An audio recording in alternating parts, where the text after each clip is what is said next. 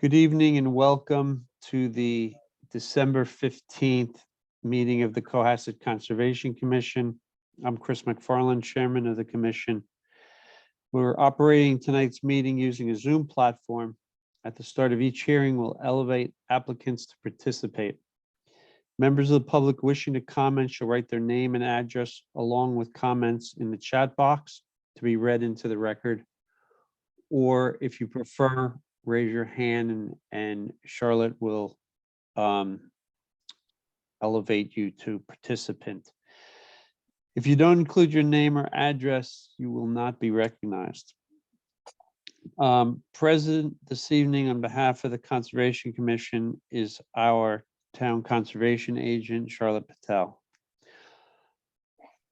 I will now take roll call vote of the Conservation Commissioners. Please respond by repeating your name and saying present. Will is signing on now. I'm going to come back to Will. Tom Bell. Tom Bell, present. Kathy Berrigan. Kathy Berrigan, present. Chris McFarland is present, and Will Ashton, you are muted. But we're waiting on you. Will Ashton, present. Thank you. Great. That gives us a quorum of 4 commissioners this evening. We'll be taking all votes via roll call, with each commissioner answering yay, nay, or abstain. Our first hearing this evening is an NOI 22-36 for 103 Border Street to raise and rebuild. I'll read it into the public record. In accordance with Massachusetts General Law, Chapter 131, Section 40, the Cohasset Wetland Bylaw and the Cohasset Stormwater Bylaw, the Cohasset Conservation Commission will hold a public hearing on Thursday, December 15th, 2022 at 6:30 p.m. via remote participation on a Zoom platform for notice of intent 22-36 for John Edward Lubitz to raise and rebuild a single-family dwelling at 103 Border Street.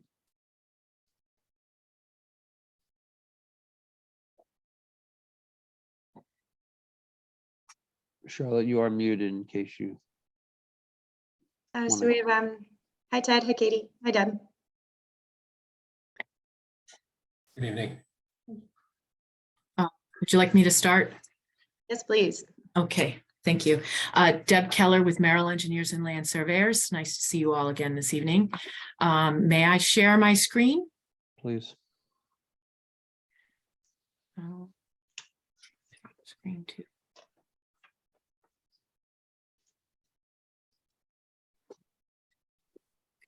Hoping, see if I zoom this in.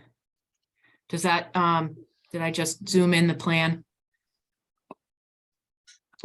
Yes. Okay, great. So again, as noted, this is a notice of intent for a raise and rebuild located at 103 Border Street for the homeowners, Ted and Katie Lubitz.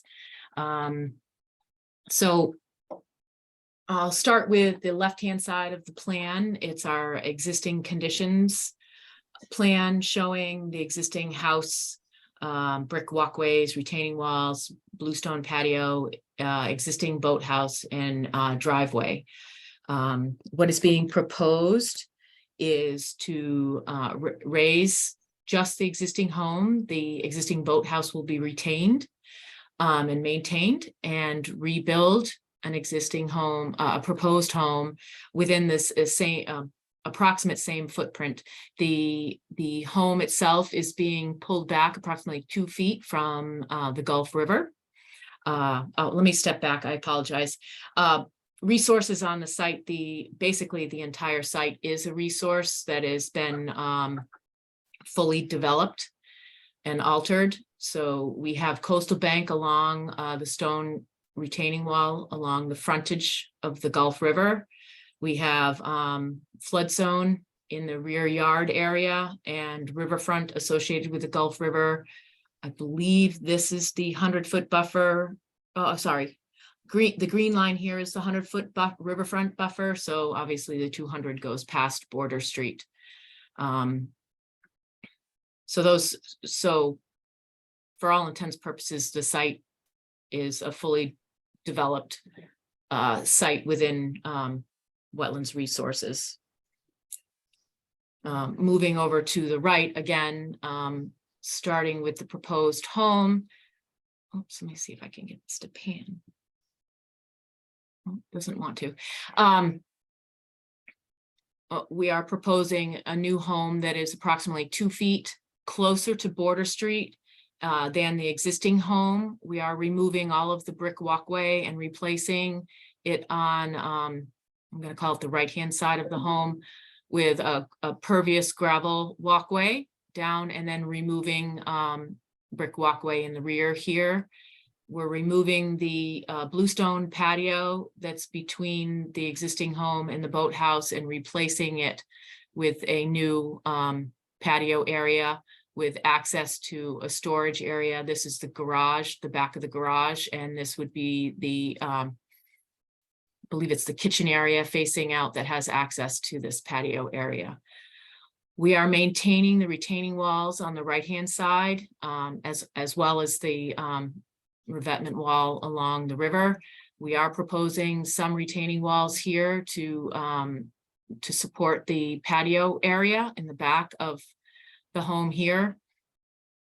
Maintaining the access along this side, there is a small stairwell coming down, terrace steps coming down the existing home.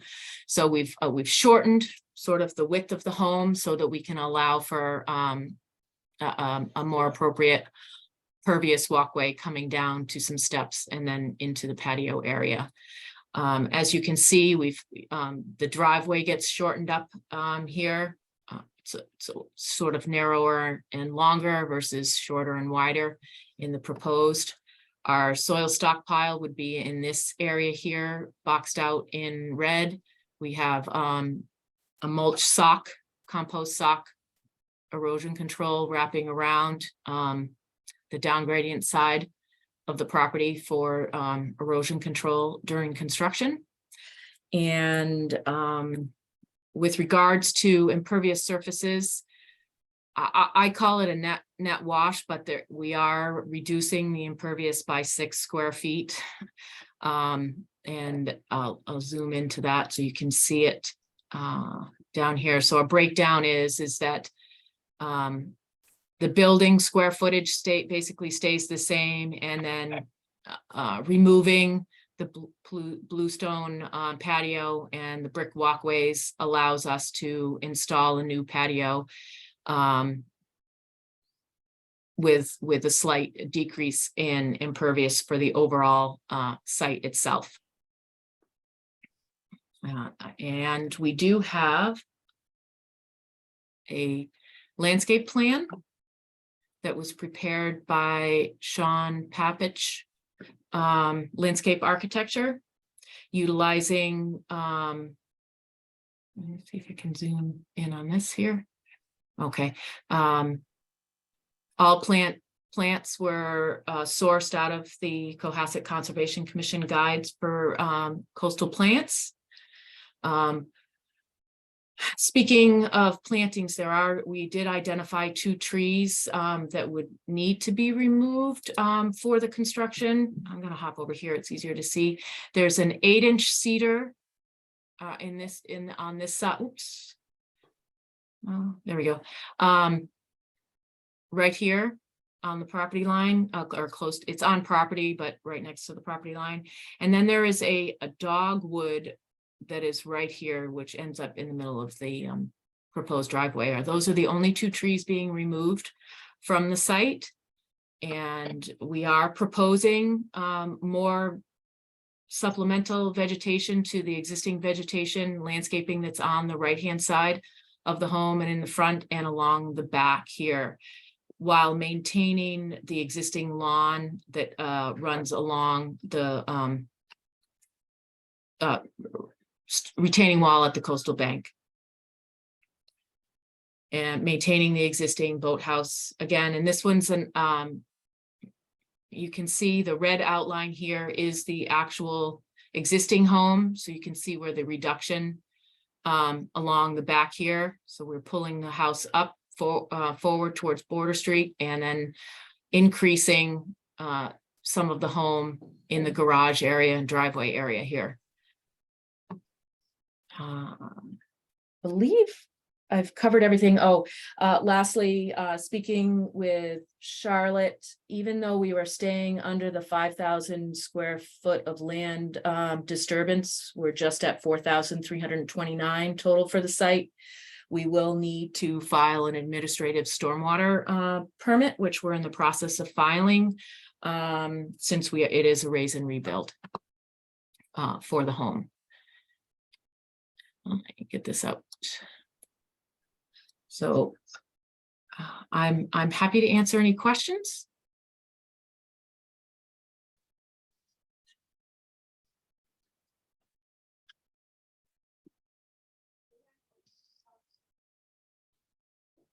So the retaining wall with the curve is a new retaining wall, is that right? This here is a new retaining wall, yes. And I know some of these are stormwater questions, but they're all pertinent. Sure. How do you plan on handling the runoff of the roof? Currently, we were maintaining it as is, so it would run off. Unfortunately, I did have a conversation, and we were looking at areas where we could potentially recharge, and I would be looking up in this area here to recharge, but I only have 15, just shy of 16 feet between the side of the house and the property line, you know, and it would be in where we would be looking to enhance the landscaping. Yeah. So we're sort of short on areas where we could recharge. The Gulf being coastal makes it a little bit difficult because you are impacted by the coastal flows of the river in the rear of the house.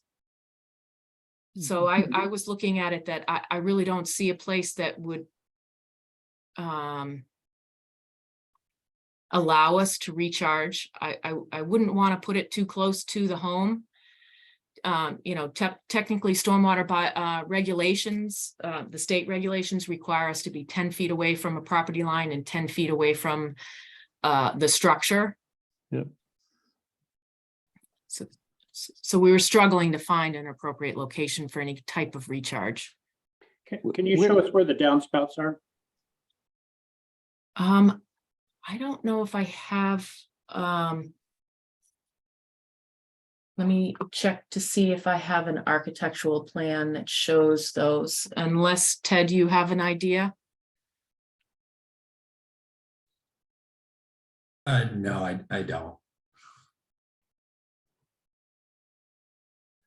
I mean, I guess the thing I'm getting at is where the word lawn is at the back.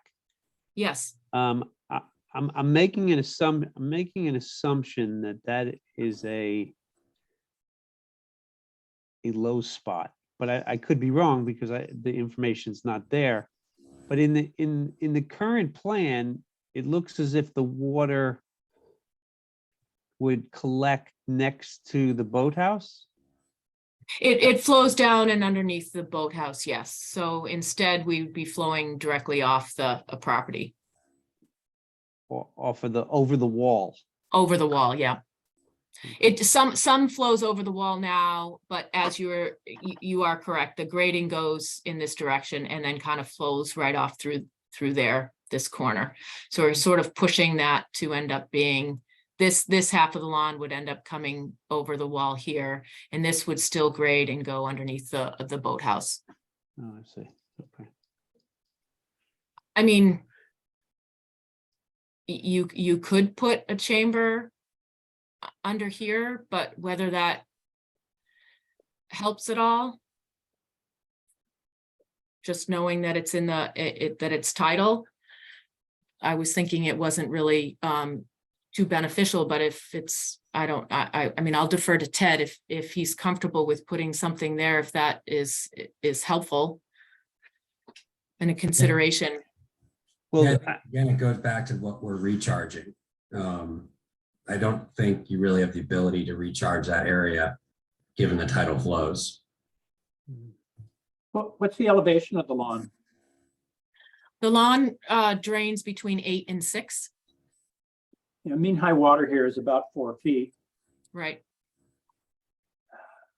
So I don't see a situation where you might get tidal pumping. I mean, you could recharge here. I don't think that the tide would necessarily, it'd be close. I don't think that the tide would necessarily affect your recharge. Well, let me think about it. It goes to 6. Yeah, you only have 2 feet. I'm wrong about that. Yeah, You have 2 that's- feet, and when you put a recharge device in their structure, it is going to pump. So it doesn't make any sense. I guess my concern would be, and it's not regulatory, but that your runoff here doesn't impact your abutter. Yeah, if anything, the runoff from our butters impact us. Yeah, this side comes underneath the boathouse and we have a full retaining wall along this side between the two butters. Could you go back to the landscape plan, please? Absolutely. I mean, my concern is just that. What did I do with it? I don't know. My concern is just that the water is being channeled kind of right off the corner of that circuit, that rounded wall, and I just want to make sure that we're Mhm. not gonna, but it is lawn, so I mean, if it were planting beds, I'd be more concerned it's going to carry a lot of erosion into the river, but River. And ultimately, we're trying to maintain this area. Obviously, we'll disturb this slightly when we're putting in the retaining wall, but the goal is to maintain this and not disturb this existing lawn. right.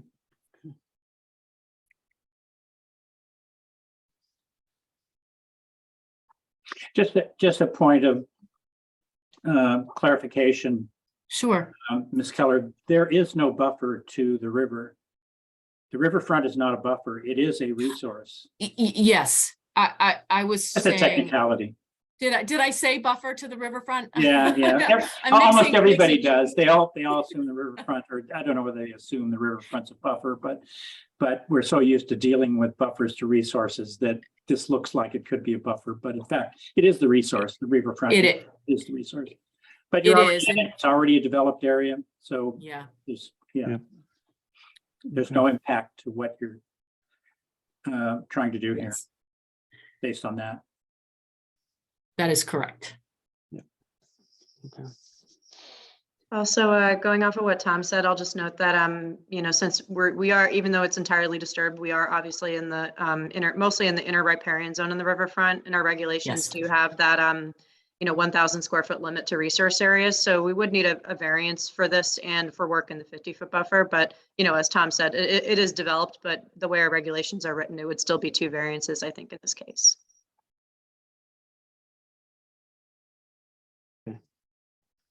Ms. Keller, I have a question, please. Yes. What is the square footage of the terrace, the impervious terrace that you have there, please? Ooh. About, Let's see if I have that breakdown. Charlotte, you had that number, didn't you? I have the patio and the driveway to combined is 1,138. I guess I didn't break it in between. See if I have it written in my narrative. I didn't break those two apart. that's Yeah. okay. The point I wanted to make was that, Mhm. would it be possible to make that patio pervious as opposed to impervious? Because that would help with the runoff. The runoff would go, the water would go into the ground as opposed to going over the surface if it was impervious. It might help. Yeah, I think we were looking at it from trying to match existing impervious. And the reason why we removed the brick walkway on the right-hand side of the house was to allow for this so that they could have this as more of a usable patio. That they could, so it's a little bit more structurally sound. I know it's more difficult. We could look into maybe seeing if there's any way of providing a wider stone gap between the pavers. But as for a full impervious patio, we were hoping that since we were matching impervious surfaces pre and post, that would be a reasonable consideration. Mhm. You do have the walkway as pervious material, walkway leading up to the patio, correct? Yes, here. Yes, this is all pervious. So it'd be a gravel steps down to these steps here. And then this is the only impervious Mhm. area that we have. And then all of the walkway that comes through here, exclusive of the existing steps that are existing already, would be gravel. Thank you. Thank you.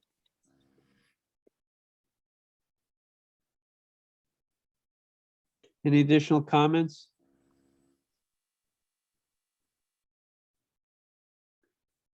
I'm going to make a motion to issue an order of condition. Are there any conditions that commissioners would like to have us consider for this?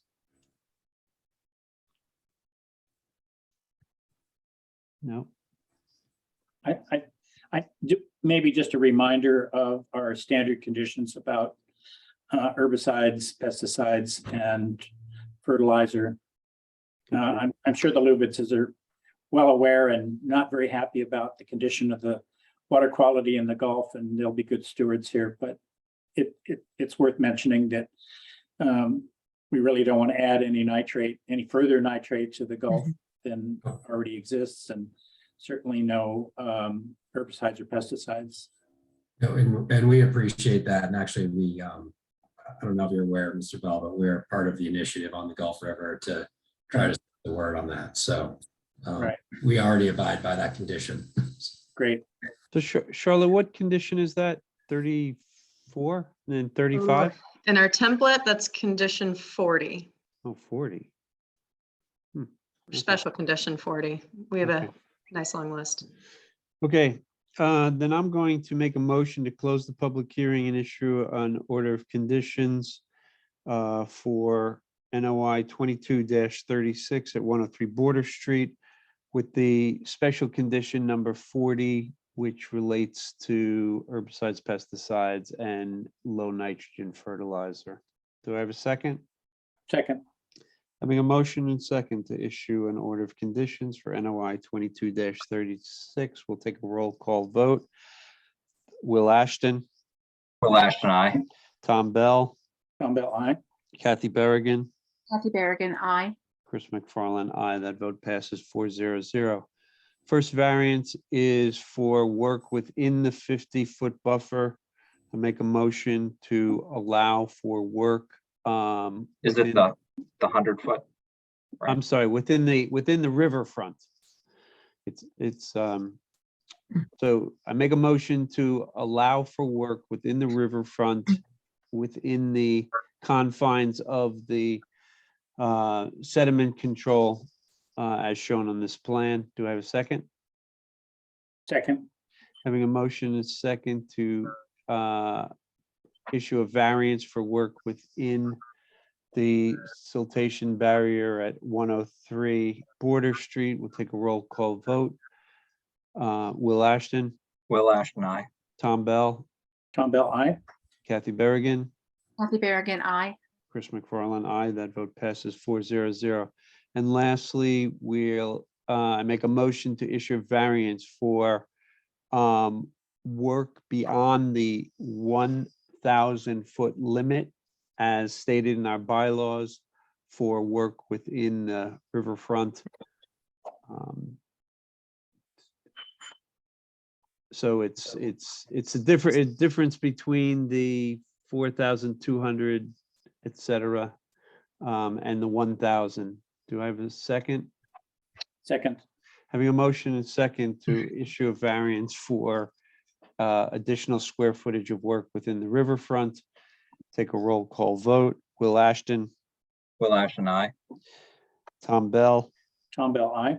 Kathy Berrigan, Kathy Berrigan, aye. Chris McFarland, aye. That vote passes 400. Thank you very much. Do we Thank you, need a- thank you very much. Do we Thank you need all. another variance, Charlotte, for working in the 50-foot buffer? Yes, because there's a coastal bank, if I'm not mistaken. Right. But did we want to, are we allowed to revise our first variance and for work within the riverfront and within the 50-foot buffer to the coastal bank, or do we have to do it again? It'd be nice. Either way, I don't think it matters. Okay, yeah, let's make that, let's make that change to that first Okay. variance. Okay. Thank you Yeah. very much. Thank you. Thank you all. Have a nice evening. Thank you. Thanks, guys.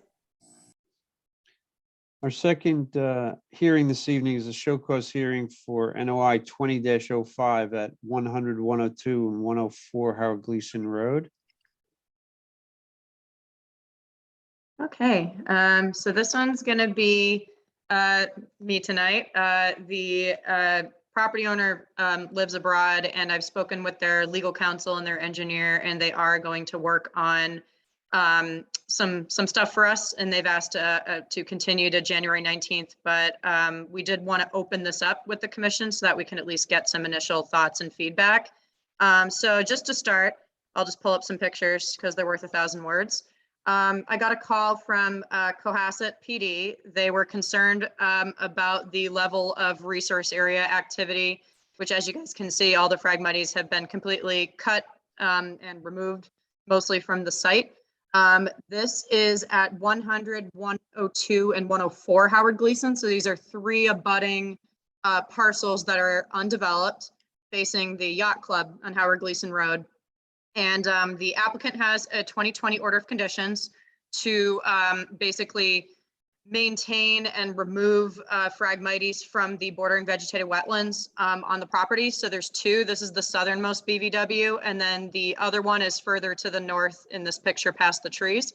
And so although the applicant has an order of conditions to remove the Phragmites, there's a habitat management plan, there's a site plan, and there's supposed to be a schedule basically since 2020 of, the Phragmites that were supposed to be continuously cut and mowed and removed. So when I got the call from Cohasset PD, basically, obviously there's, even though it's not on the site plan, there are no erosion controls in place, as you guys can see right now. We do have a standard condition about obviously stabilizing disturbed soils and areas to make sure there's no sedimentation and erosion from the site. So there's nothing here right now. There's no DEP sign when I was here. However, I just got an update that there is a DEP sign posted today, visible from the road. So that is taken care of. But one of the reasons why Cohasset PD was so concerned is because they did spot vehicle tracks in the resource area. And I'm going to get to the picture where you guys can see them a little bit. So we didn't allow heavy machinery in the resource area. That was a special condition. I'm not sure what vehicle was used here. It doesn't seem to be a backhoe or an excavator, but it definitely does seem to be some sort of either a push vehicle or some sort of small single man operated vehicle. But either way, it's not allowed, and we need more information about this. So I've reached out to the applicant. We issued a cease and desist, or I issued one on all work activity, although I am going to be working with the engineer and hopefully with the certified ecologist who made the habitat management plan to work on stabilizing the site ASAP, because, obviously it's completely exposed right now. The Phragmites was supposed to be mostly cut and left in place according to the habitat management plan. As you guys can see, most of it's been kind of taken away. And so a lot of it has either been removed or pushed off into this area closest to 104 Howard Gleason. They were allowed to cut 10 trees in this area. Not sure why, but they were supposed to replace them with 15 trees. You can kind of see some of them here, but by looking at them on site, most of them seem to be dead. So they'll definitely need to be replaced at some point because they have to survive 3 full growing seasons. But you guys can see some of the vehicle tracks here. So I guess just to summarize, no DEP sign, use of machinery, removing all the Phragmites or pushing them into the corner here, not just leaving them cut on site. All work was supposed to be done by hand.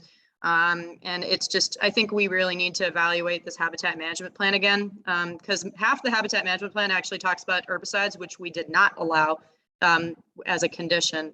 This is the kind of pile of whatever they pushed here. But I don't know if the commission has any additional concerns from either my letter or from these photos. But I definitely do want to work with, the applicant, their contractor, and everybody to just kind of make this better. And we might need to reevaluate the project itself since it's been 2 years. They were supposed to, remove a certain amount of Phragmites by year 2, year 3. And clearly that hasn't been done if they're still mowing the entire area. Does anybody else have any questions, thoughts, comments? No? Well, it looks like they really gave it a haircut, didn't they? And, Yeah.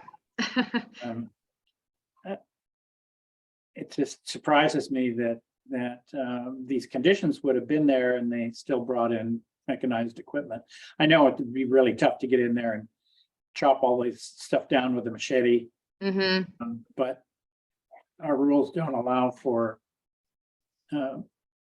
heavy equipment, which, by the way, I think we should change that definition. Yeah. We talk about motorized or self-propelled motorized equipment rather than heavy equipment. Right. Vague, isn't it? So how heavy is heavy? Yeah, that's the question here, because we had a special condition with this project where we did not allow the use of the herbicides as part of the habitat management plan, and then no heavy machinery. So I guess it kind of depends on what that means. But either way, I mean, you can see a vehicle here was definitely used in one way, shape, or form. They were weed whacking, using a weed whacker like about 3 or 4 weeks ago, and I got a call from the harbor master, and I told her it's okay, like they have an order of conditions, they're allowed to do this. It seems like they're not using machinery, and then of course, then we see this. So yeah, I think it's really important to bring the applicant and their representatives back to possibly reevaluate the plan. I don't know if we want an amended order of conditions. We could potentially use enforcement to request an updated habitat management plan. So it's kind of, I don't know. I mean, they've asked to continue to January 19th, but I did just want to open this up so you guys can see the photos, read through the documents. I will say the habitat management plan, obviously, like I said, half of it's about herbicides and we don't need any of that info in there. And then I did try to get a hold of the restoration ecologist. Unfortunately, he hasn't returned my call. I know the applicant's counsel is trying to reach out to them, but we really, for projects like this, of course, we all know that you really need to have somebody like that who's professionally certified to monitor these sites. We need to have reports, we need to see all of this information. And as far as I'm aware, since 2020, since the order was issued, I don't think we've received any monitoring reports about this. I don't know if we issued it. Oh, go ahead. Sorry. What's their objective here, Charlotte? What are they, aside from just cutting down the Phragmites, what's the end game here? They were supposed to, they wanted to entirely remove the Phragmites. And they wanted to do it over the course of like over 3 years. And obviously the proposed habitat management plan had proposed applied herbicides, which we did not allow. So they were just basically going to keep cutting this down to, nothing until everything gets eventually. Yeah. And they were supposed to, I can pull up the habitat management plan, but they were supposed to achieve a certain level of success for each year. And I don't think that's obviously been done. If this, that whole site was, full of Phragmites, this year. So I don't think it was like, it's just going to grow back. I mean, exactly. Yeah. So I don't know. I think this was the result. I need to do a little bit more reading, but there was a previous enforcement order on this property, I think in 2019. So they had a 2015 order of conditions, which we closed out recently because they never completed it. And then there was an enforcement order in 2019. And then this order conditions in 2020. I think, probably they were cutting Phragmites in there and we needed so this was, I'm just summarizing this in my letter, but per the habitat management plan, the objectives were 80% Phragmites control from 2021, 90% from 2022, and 95% control. So basically they wanted to eradicate the Phragmites, 95% from 2023 and follow-up. They needed several monitoring plots were supposed to be established, monitored each year to evaluate success criteria. So yeah, like I said, since 2020, I don't think we've gotten any of that unless it just wasn't filed. Is there a wetlands delineation? I mean, Phragmites don't grow outside of wetlands. It's pretty much, I mean, so they've given the wetlands a haircut here, Mhm. and to what end? I mean, Yeah.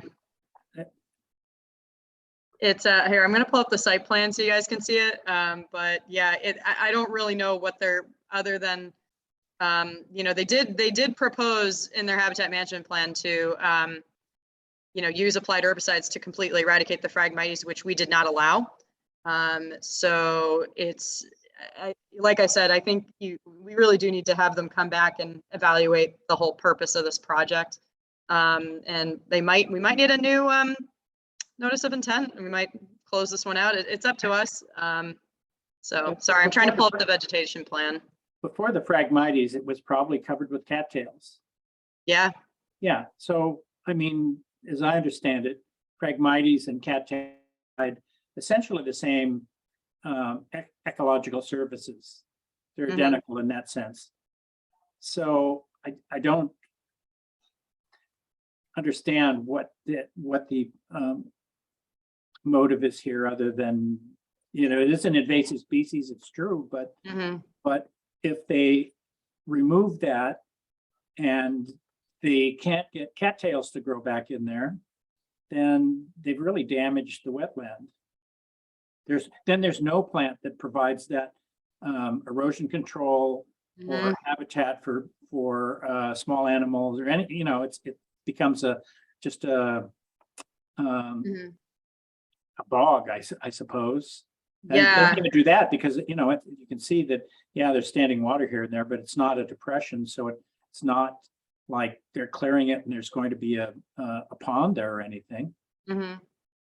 Yeah, this was the site plan, just to remove Phragmites and invasive growth from the BVW. And I don't know why, but we gave them permission to remove 10 trees and replace with 15. So When- this is really all the plan says, When to was that remove the issued? Phragmites. This was 2020. Hold on, get the exact date, but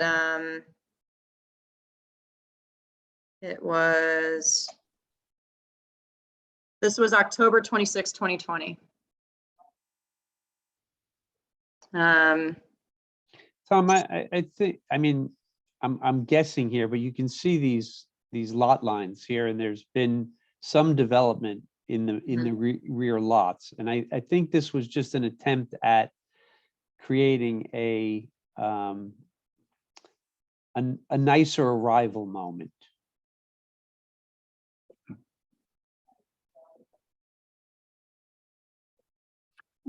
So they were going to build a driveway through it? What do you mean? No, it's just so that when it's all connected to the one driveway.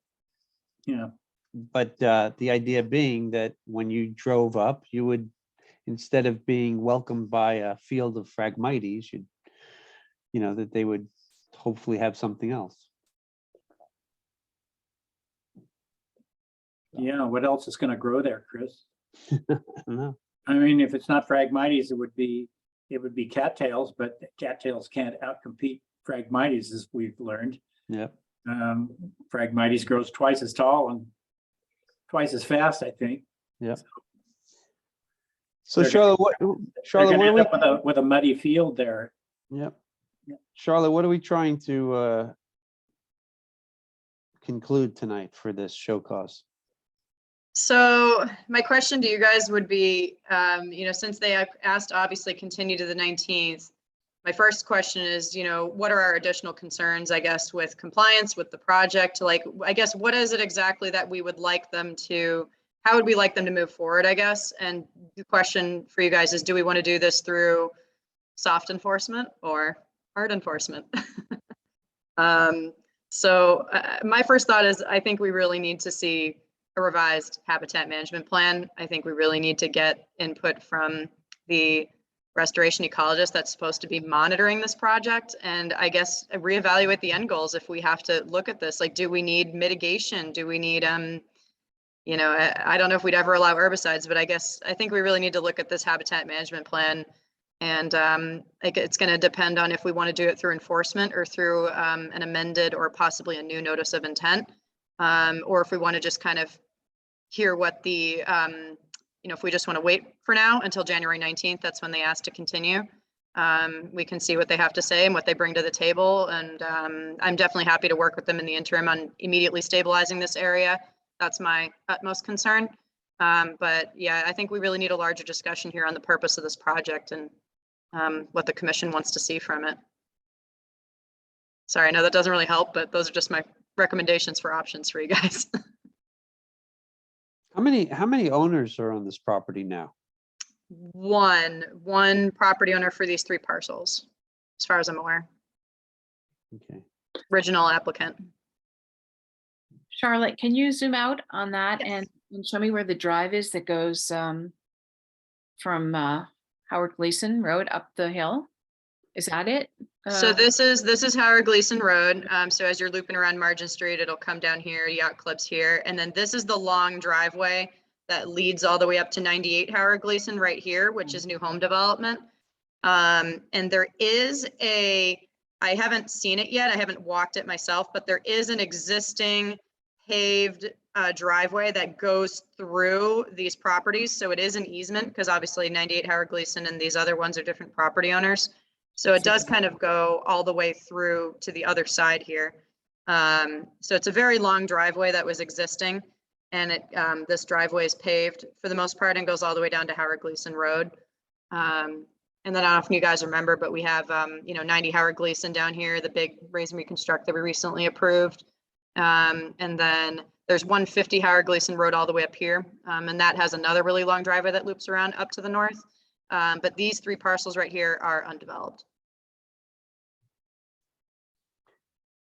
So nothing really on them except this access driveway to get through all these parcels. And there's no plan to make a driveway through those parcels down there. Not with this order of conditions. It's just a little difficult to see. Oh, sorry. Yeah, it's tough. No, I it's can- not you, it's just there's a lot of things on it. yeah. I remember this case, and there was a lot of discussion about the Phragmites, and Chris, I think you were here at that time also, and how to remove them, and I think we saw this a few times, this case a few times. Yep.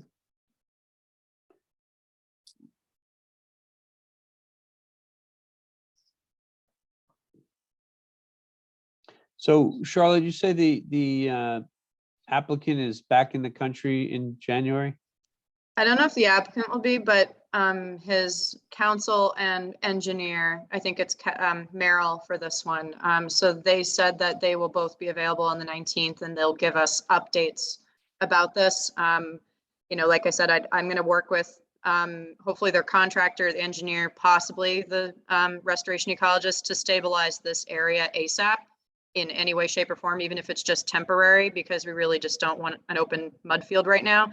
But I obviously have placed a cease and desist on all Phragmite removal work, but it's all gone right now, so. Mhm. Oh, but no, for- just the tops are gone. Yeah. Oh, that's what I all meant. Like, rhizomes are there's still nothing there. to cut right now, Yeah. at least unless they dig into the ground. It'll come on strong in April. Oh, yeah. But for now, you know, they can't really do anything else right now, but they're, yeah, the cease and desist has, I haven't lifted it until we get some more information. But I am going to work with them to stabilize this area. Might be worth, you know, a full site walk with the, you know, monitoring professionals.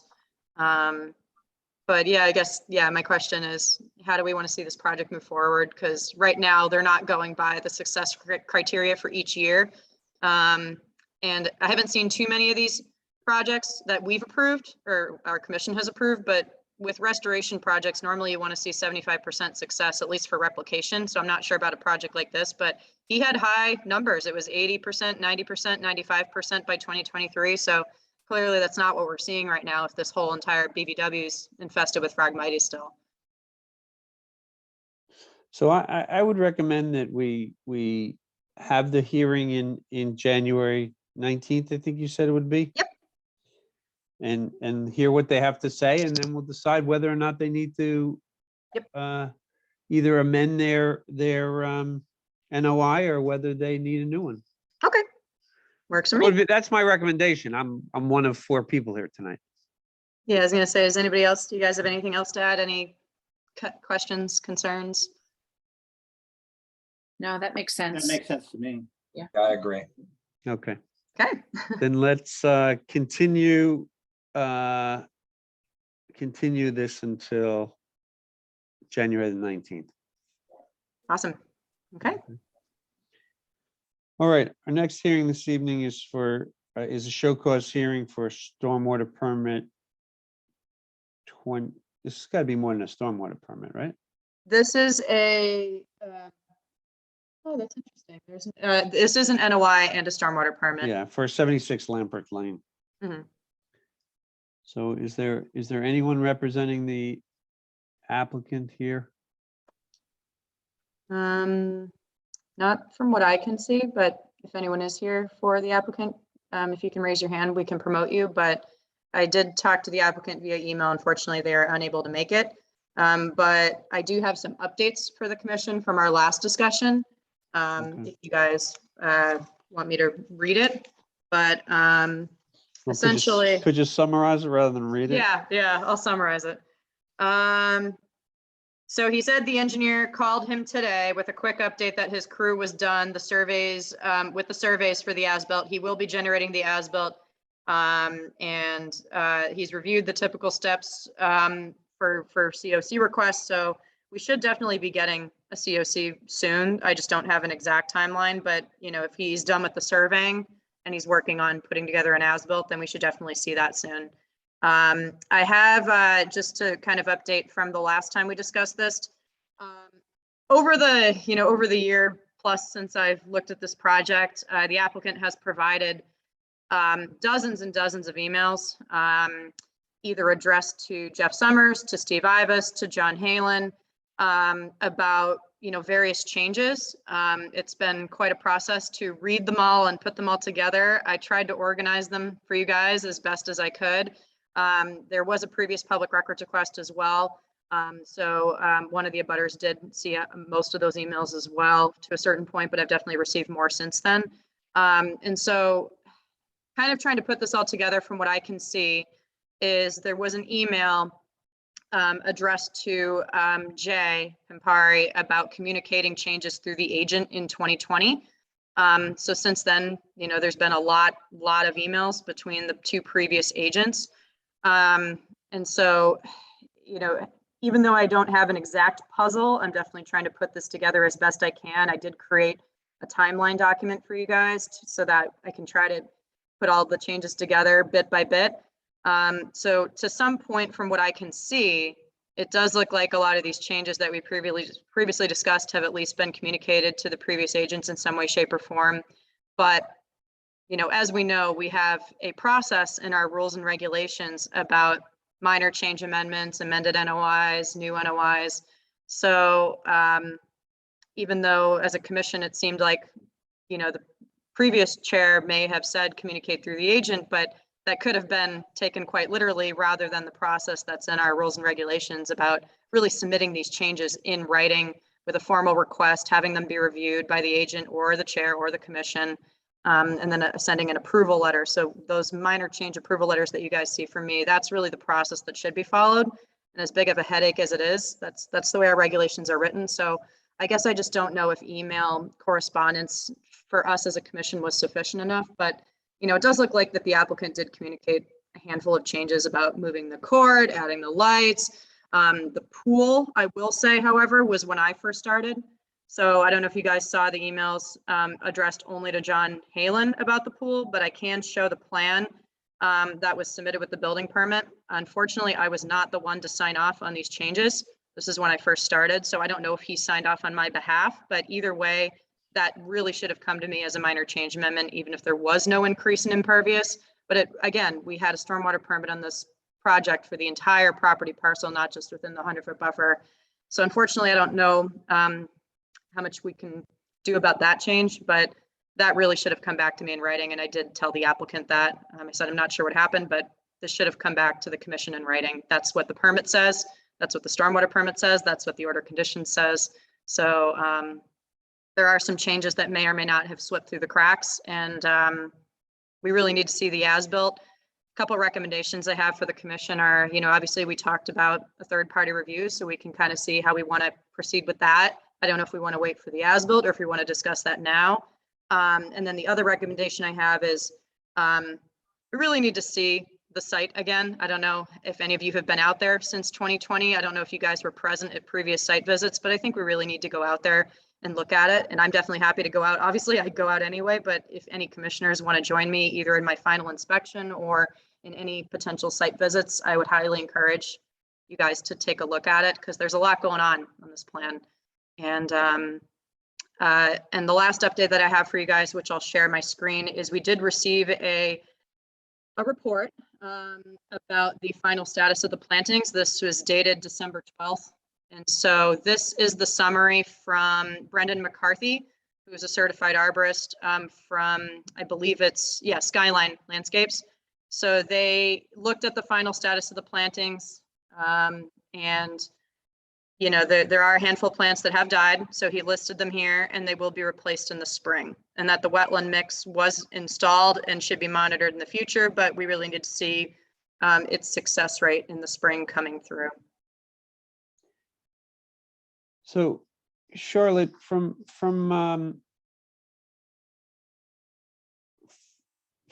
very, from when we heard through the grapevine that there were changes, I for one have asked to see the plan and was told that the plan that there would only be a plan when they did the as-built. Okay. So, but today there was a plan, and I don't know what that plan is. I don't know if that was a planting plan that was. This or another site plan document, or? There was a site plan. And I don't have any idea where it came from. I'm not sure if it was, if the applicant is suggesting that this was passed on to the commission at some point, but I mean, I certainly have asked for it many times and have never seen it, but there was a plan from this gentleman, Skyline, who says he has this plan, but and then I assume that from that plan he's going to generate the as-built, assuming, but so as far as my history on the commission, the only plan we ever saw was from a previous landscape designer or architect. I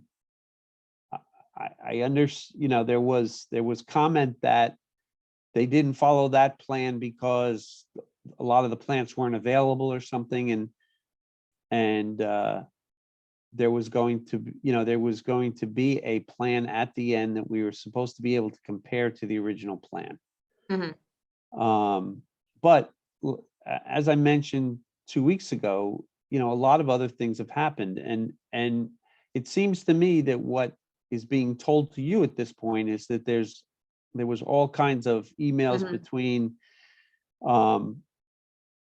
previous chairman, previous agents, two previous agents, and somehow, but somehow through all of this, even though we asked for information, we never got it. So if protocol was not followed, that as you have mentioned, there is a protocol, there is a back and forth, and if this isn't followed, then really all we have to work with is the plan that we approved and a plan, either produced by the owner or produced by a third party. Mhm. Now, I feel like every time we turn around, there's another story going on. There was another email, there was another this, there's another that. I don't know, I don't know if, a landscape contractor, I mean, he can't produce a plan which is a certified plan unless he's an engineer or a licensed landscape architect. It's not a certified or licensed plan.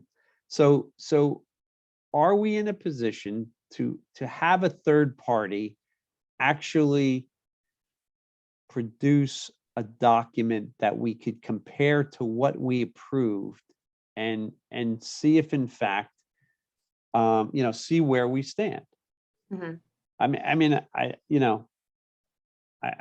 It's either that or we're going to have to take the word of what we get and then compare the two ourselves and see, where all the deviations are. Mm. And part of me almost suggests that, this needs the eye of our legal team to actually determine, what can and can't be done here. I mean, I just, Mhm.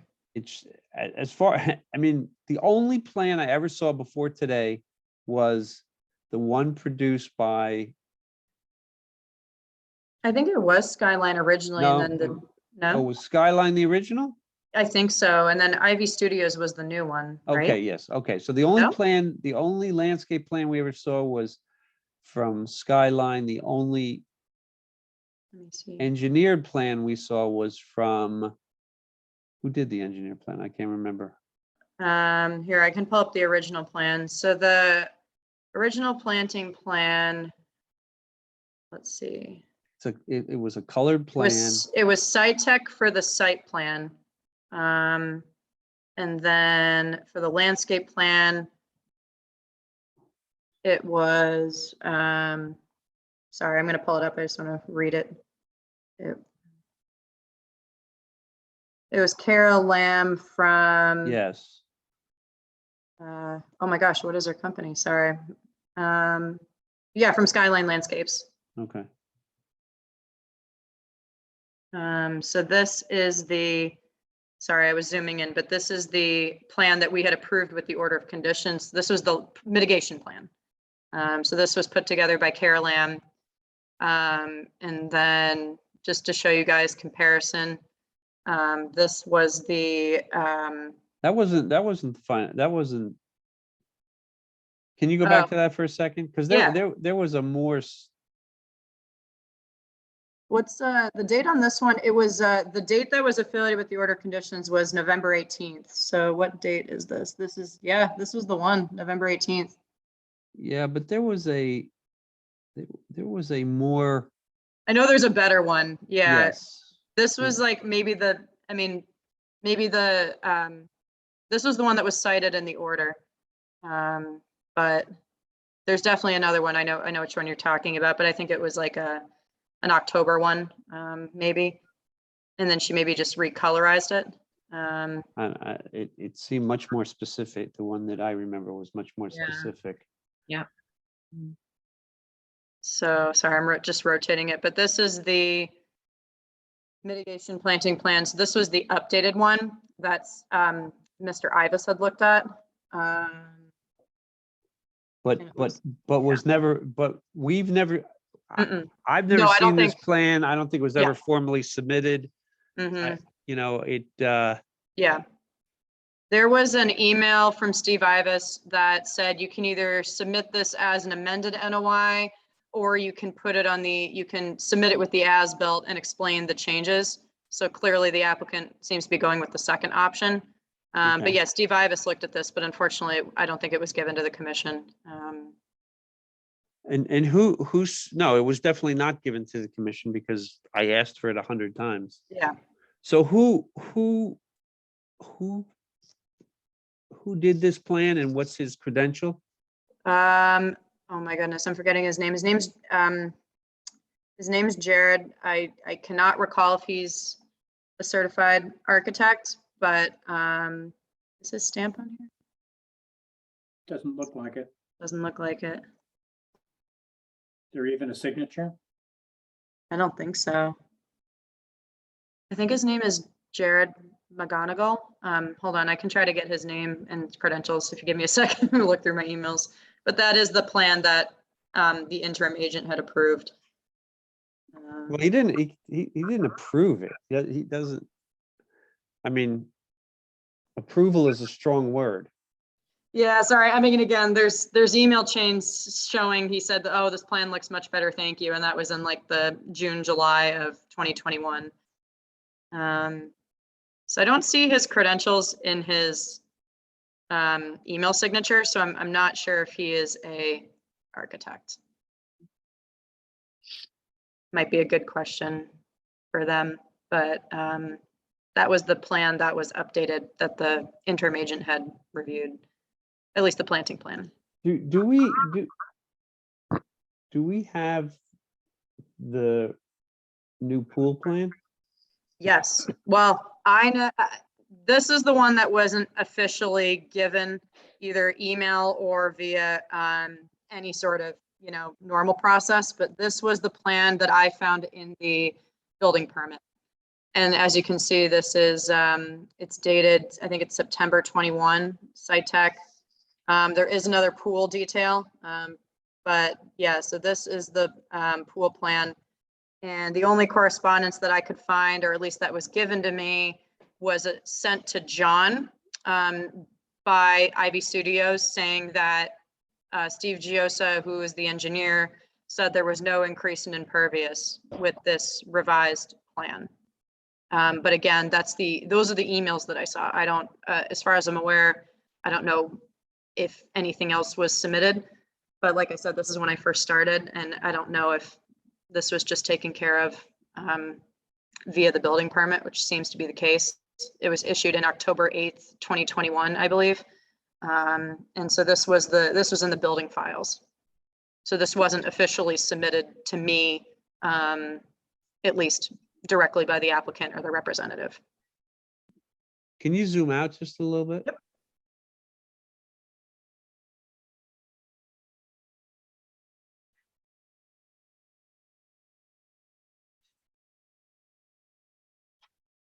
Do you know what that T-shaped thing at the end of, at kind This- of the back edge of the pool is? No, Oh, this? no, go up. Yes, right there, Mm-hmm. just below your cursor. What is that? I do not know. Sorry, it's not labeled. No, it's not. But the existing pool, I don't know if you guys can see it. It's a little hard to see, but it's this rounded outline right here. Yeah. So there was a pool and patio here and a hot tub, and I think this outline may have been the original patio. We Yes. can look at the site plan for comparison, but yeah, so they were, pretty much putting the pool almost in the same place. But the patios, I think, got a little wider in some areas. Is this pervious or impervious? Doesn't say. This is definitely pervious, but I don't know about just says pool terrace.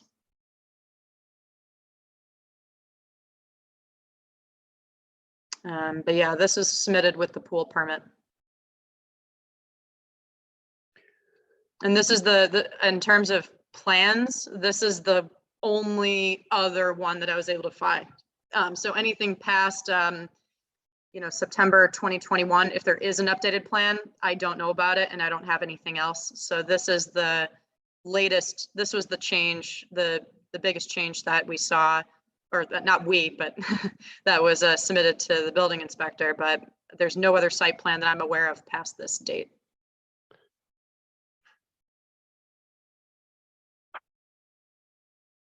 So if I can just say my concerns on this. Yeah, One sure. is the pool project went on concurrent with the other project, but wasn't included in any of the stormwater calculations.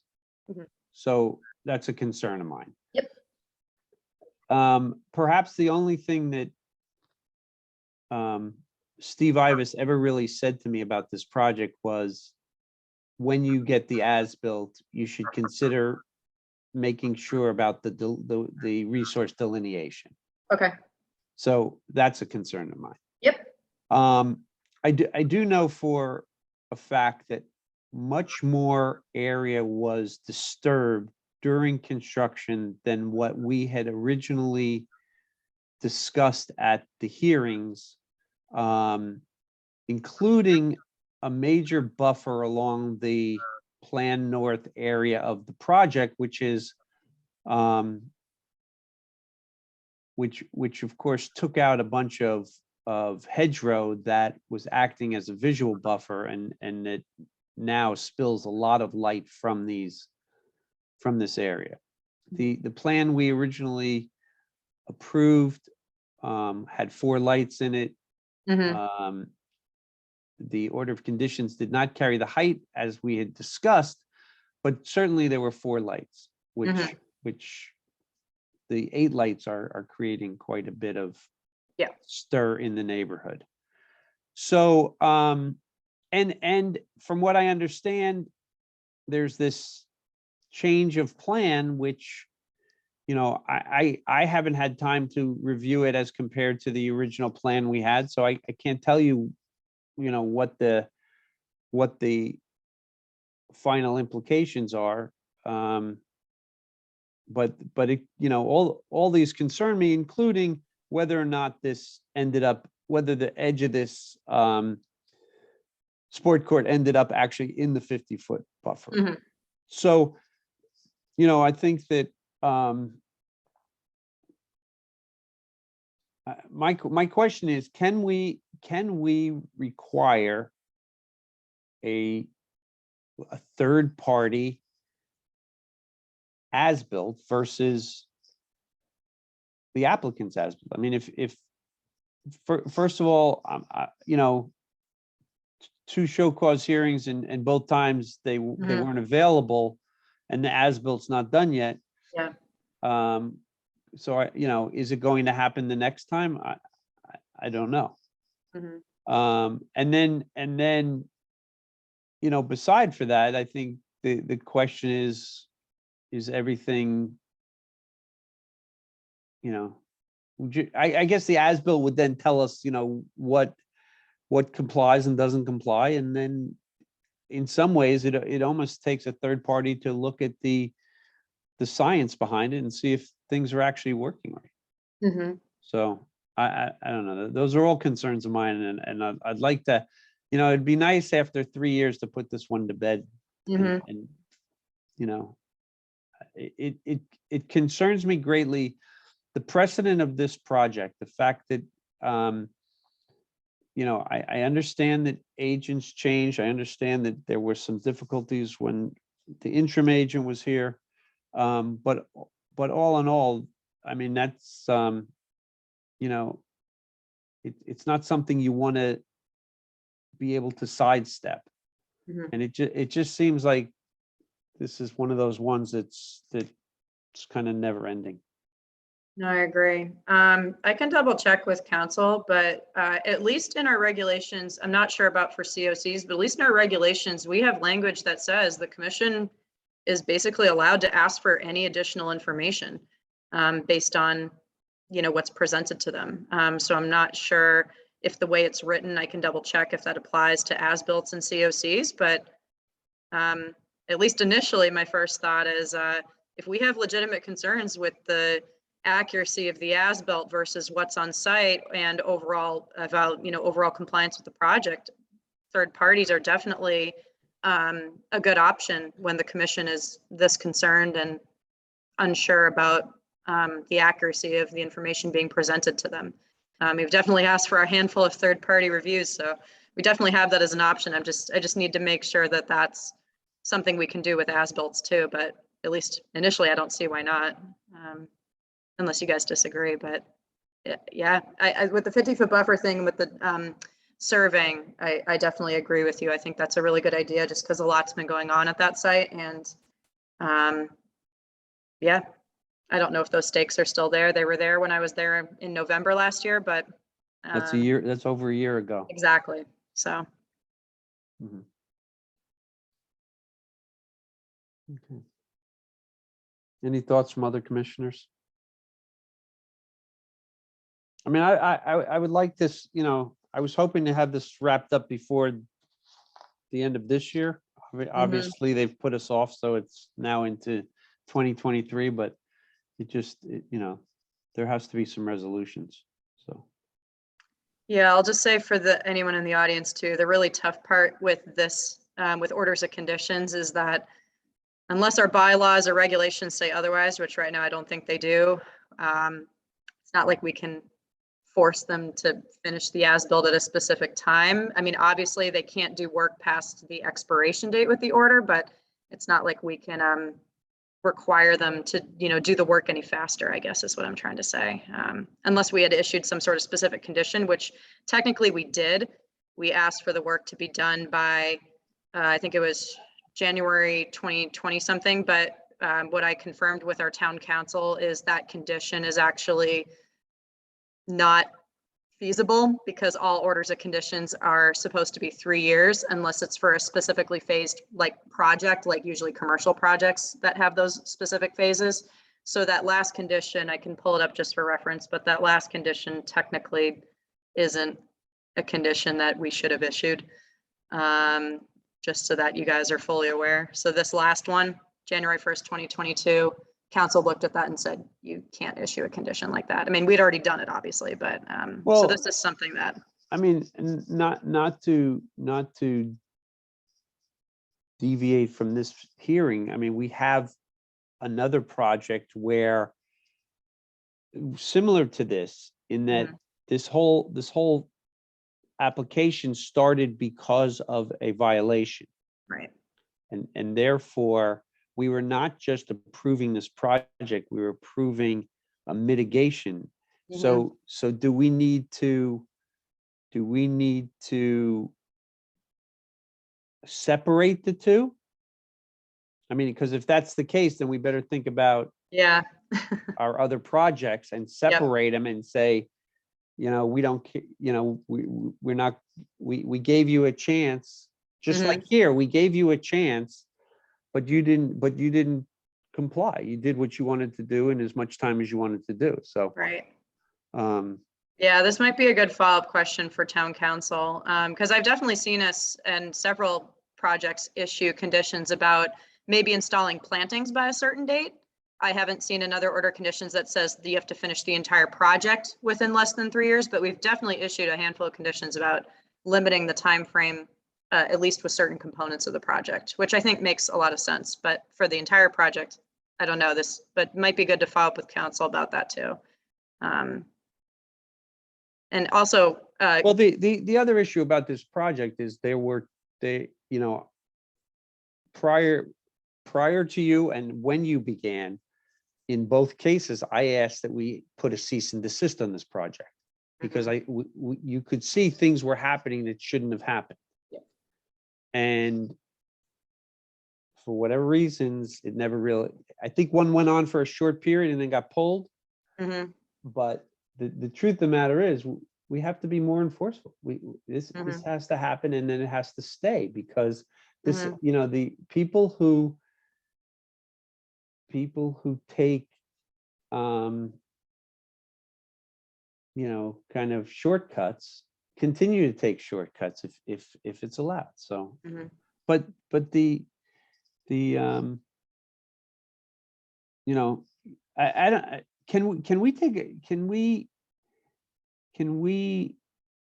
take a vote tonight to have a third-party review and then you can clear that with town council? Or actually it's not, I don't even know how to, it would be a third-party as-built and review of the permit and see if and see, I don't even know who does that. I mean, who would do that? Because in a way it's like the as-built has to come from an engineer, but and you know, an engineer could evaluate what's built as compared to what was permitted,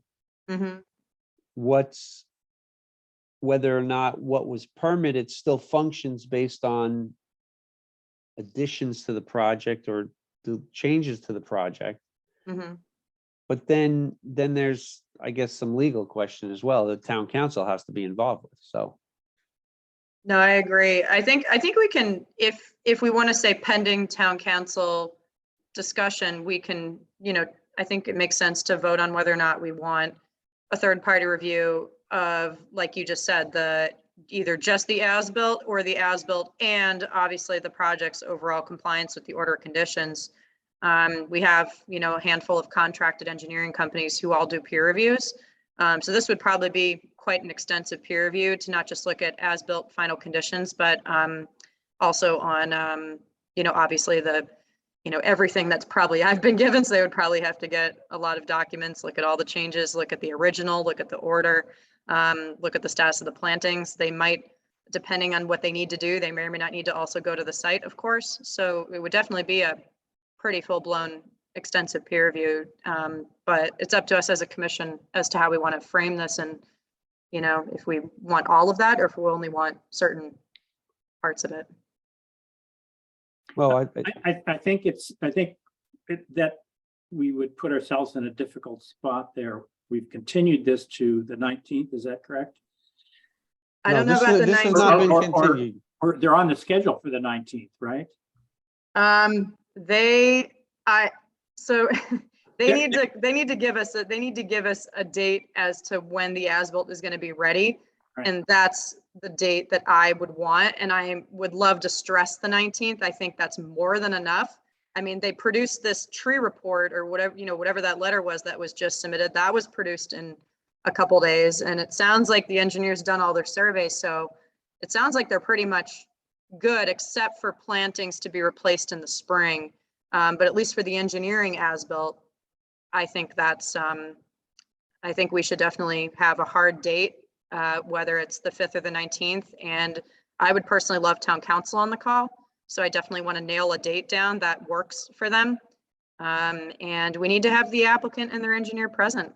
We Sure. can't just keep discussing. What I have a hard time with, I guess, is that how can we question a document that we don't have yet? Right, so that's the thing, yeah. as-built. I mean, the applicant, I've been watching this, as an adjunct first. It's one of the Yep. first things I saw. So I've kind of seen the whole project unfold, and it hasn't been a pretty process for sure. Starting with just basically clear cutting his way through the buffer zone and removing all the soil. And it was really kind of pretty egregious stuff, I thought. Yes, Kind of surprised as a newcomer to see something like this in one of the first cases. But in any case, for all the sort of questionable things that the applicant has done, I don't think we can really request a third-party review of an as-built we haven't seen. We have to have some basis to say, well, okay, that's your as-built. We don't think that that's accurate. And at that point, we can say, well, we can vote to have a third-party review to confirm either dismisses our concerns or confirms them, our suspicions, I should say. It just, you got to give the person a chance, even if they're dragging. He's obviously, well, is he dragging his feet or not? I mean, he's a physician. He is on call. It's not like physicians know in advance what their schedule is. So this is kind of a tough situation here for us. I Right. think to come down on in favor of a third-party review of a document we've never seen. Mhm. And how do you force somebody to speed up? We've already been told by town council that we can't tell them, we can't set a date to finish. So I don't think I'd be in favor of a third party yet. Once we finally get this applicant in front of us and hear him out and hopefully see that as-built, then we're in a position, I think, to question it. But before we've seen it, we don't have any basis to question it, that it's accurate. well, the basis is that we know that things changed from the plan that we approved. Yeah. I mean, it's We not can't that, it's quantify, we not, can't it's not that quantify they, that though. We can't, it's not like we can overlay that as built on top of what's approved and see that there are significant changes. If there's minor changes, we could look silly, right? If something's off by a foot or the angle slightly different or whatever, I think we would risk looking trivial here. I mean, if there's really big deviations from what we approved, then we're on solid ground. But if they're just minor deviations, looks petty. Mhm.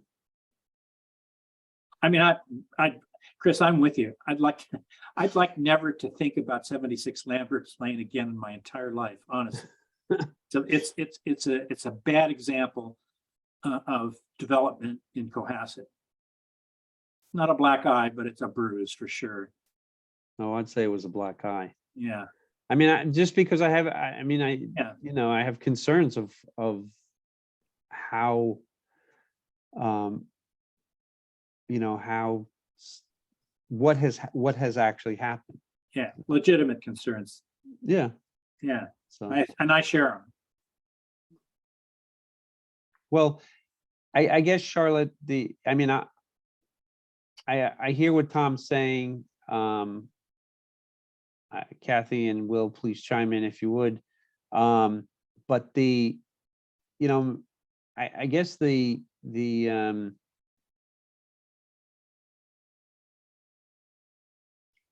mean, maybe what we do is, well, you could check with town council and we can take the next step after that. But if at some point, I think we need to let the applicant know that we are expecting this and we are ready to have a third party do it if we don't see it.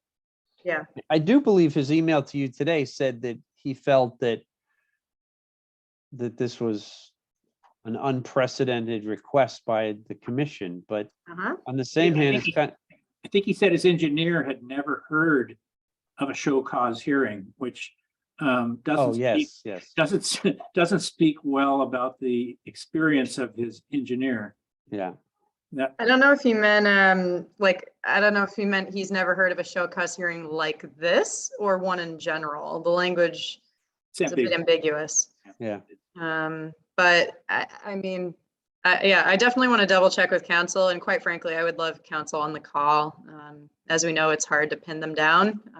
And for difficult projects like this that have a really complex history, you know, it's taken me dozens of hours to peel apart all of these documents since I've started. And it's just a mess of a project that I think, like you said, it's a black eye for us. And we really need to close this project and we need to look at everything. And if we need a peer review to do it, then, you know, let's do it. Let's just make sure it's okay with council. Looks like we do have a,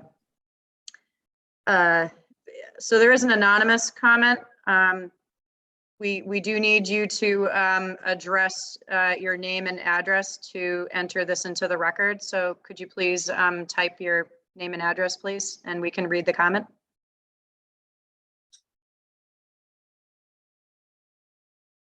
well, while that's happening, I Just a just second, yeah. I'd say getting our town council and a busy surgeon together in the same night could be a challenge. Yeah. Well, they can each have representatives. Mhm. That's true. Yeah, but like I said, I agree with you guys. I mean, there's been a lot that's been going on with this plan, and I agree that the concern on the encroachment on the 50-foot buffer is definitely, I think, a concern that all of us should be worried about, because that project was right up against the 50.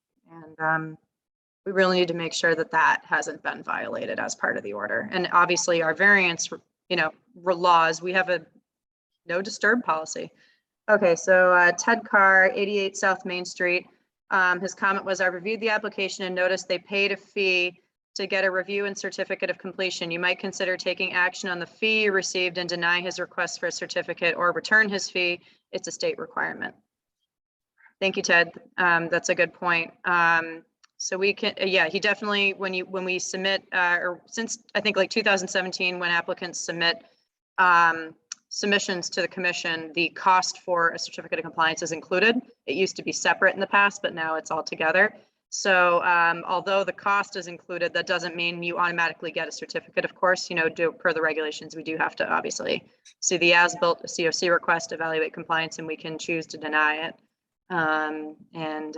It is a requirement of the order of conditions that we need to close this out. The tough part is really just the timing. Thank you.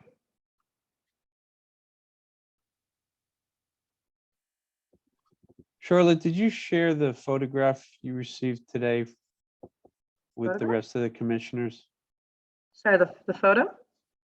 from Mrs. Hoadley? Oh, yes. Sorry. I thought you meant from the applicant. No, I'm not saying share it now. I'm just saying, Oh. please make sure all the commissioners see it. Yes.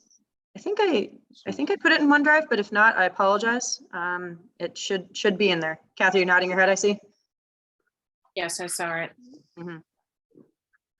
Either in your email or OneDrive, can't remember. Sorry. And They're the ones just, at night, those photos. mhm. Mhm. And sorry, just another comment from Ted. 2 years seems, 2 years or more seems an ample time to comply. Agreed. Agreed. All orders of conditions last 3 years. They can request extensions, but no extension so far has been given for this project.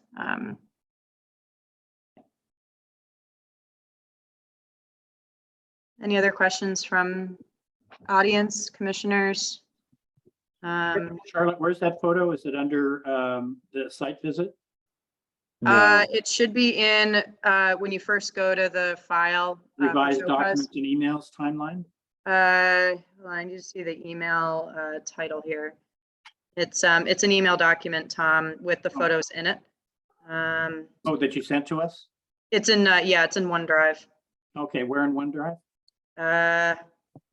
Hold on, sorry, it just says 76 Lamberts Lane, so it's an email. And it should just be when you click in the show cause file, it should just be outside all the other subfolders, it should just be an email in there. If not, I'll forward it to, I'll Yeah, just re-forward it. forward it to me. Yeah. I can see that I can see that I can't call up the images. Yep, that's okay. I'll forward it to you right now. Okay, thanks. Does anybody else need it? No. Okay. So yeah, it's Ms. Hoadley and Ms. Martinez had submitted a handful of photos of their property at night, and you can see the the 76 Lamberts Lane in the background. You can see the lights. So yeah. So Thank just to be clear, we do not have any jurisdiction over lighting, is that right? Unfortunately, that is Well- what I've consistently been told. that's what town council says. However, Yeah. the plan that we voted on had 4 light poles. Yeah, And during the discussion, we discussed ad nauseum that they shouldn't be very tall. Now, at the Mhm. time, what we were concerned about was the wildlife easement. Yeah. right. Well, we were concerned about the fact that the whole 100-foot buffer had been destroyed.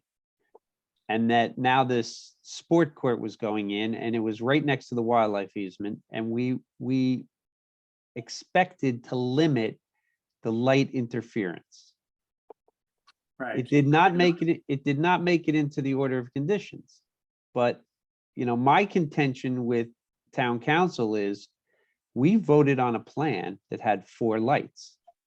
Now, if they want to argue that the height of those lights or the size of those lights is not in the order of conditions and therefore we have no jurisdiction, then they can argue that. But my contention is the plan we approved had 4 lights, period. And there are 8 out there now. Mhm. And there. they are bright. Wow. Yeah. That's ridiculous. Yes. I talked to planning a little bit about this right before I left today. So planning, to my knowledge, does not, or to at least from what the planning director said, there's no specific bylaw that limits the height or photometric stuff of the lights. However, planning often does issue conditions with their approvals that lighting should be dark sky compliant.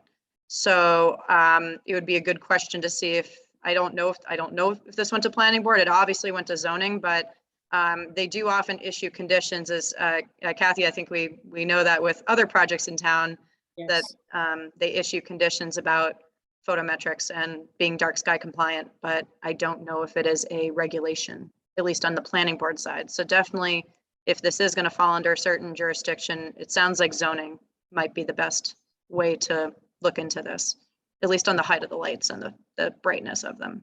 Well, it's not only that, it's their orientation. They should be focused down. I mean, So we have another comment from Ted Carr saying, please include the photos in the record. Also, ZBA does lighting. The application asks for a variance. You might consider referring this matter to ZBA for lighting variance under appeal. ZBA can handle this item. Town bylaw on lighting is a ZBA item. Thank you, Ted.